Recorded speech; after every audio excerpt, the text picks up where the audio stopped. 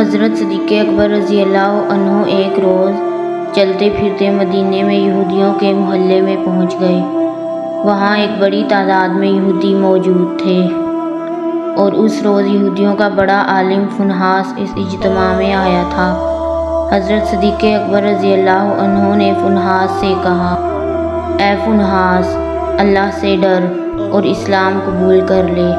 اللہ کی قسم تو جانتا ہے کہ محمد مصطفیٰ صلی اللہ علیہ وسلم اللہ کے رسول ہیں اور وہ اللہ کی طرف سے حق لے کر آئے ہیں، اور تم یہ بات اپنی تورات اور انجیل میں لکھی ہوئی پاتے ہو۔ اس پر فنحاس کہنے لگا، وہ اللہ جو فقیر ہے بندوں سے قرض مانگتا ہے اور ہم تو غنی ہیں، معاذ اللہ۔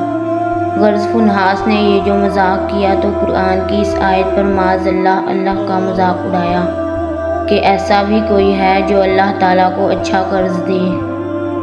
سیدنا حضرت صدیق اکبر رضی اللہ عنہ نے جب دیکھا کہ اللہ کا دشمن میرے اللہ کا مذاق اڑا رہا ہے تو انہوں نے اس کے منہ پر تماچا دے مارا اور فرمایا، اس اللہ کی قسم جس کی مٹھی میں ابو بکر کی جان ہے، اگر ہمارے اور تمہارے درمیان معاہدہ نہ ہوتا تو اے اللہ کے دشمن میں تیری گردن اڑا دیتا۔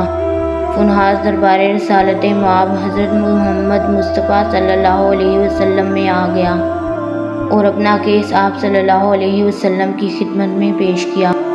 کہنے لگا، اے محمد صلی اللہ علیہ وسلم، دیکھیے آپ کے ساتھی نے میرے ساتھ اس طرح ظلم کیا ہے۔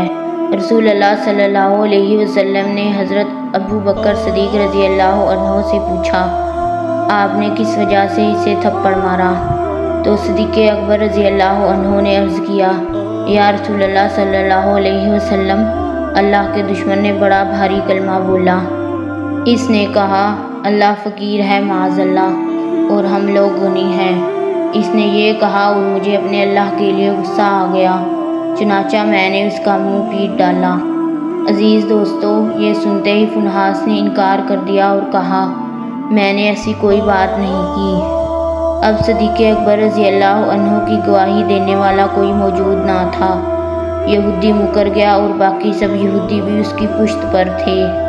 یہ بڑا پریشانی کا سماں تھا، مگر اللہ نے اپنے محبوب مصطفیٰ صلی اللہ علیہ وسلم کے ساتھی کی عزت و صداقت کا عرش سے اعلان کرتے ہوئے یوں شہادت دی کہ اللہ نے ان لوگوں کی بات سن لی جنہوں نے کہا کہ اللہ فقیر ہے اور ہم غنی ہیں۔ پیارے دوستو، میرے سیدنا حضرت ابو بکر صدیق رضی اللہ عنہ نے اپنے اللہ کی گستاخی پر رب کے دشمن کے منہ پر تماچا مارا، اور جب صدیق کی صداقت بے حرف آنے لگا تو رب تعالیٰ نے صدیق کی صداقت و عزت کی پاسداری کا عرش سے اعلان فرمایا۔ اگر ویڈیو پسند آئے تو اسے لائک، شیئر اور چینل کو سبسکرائب کریں۔ شکریہ۔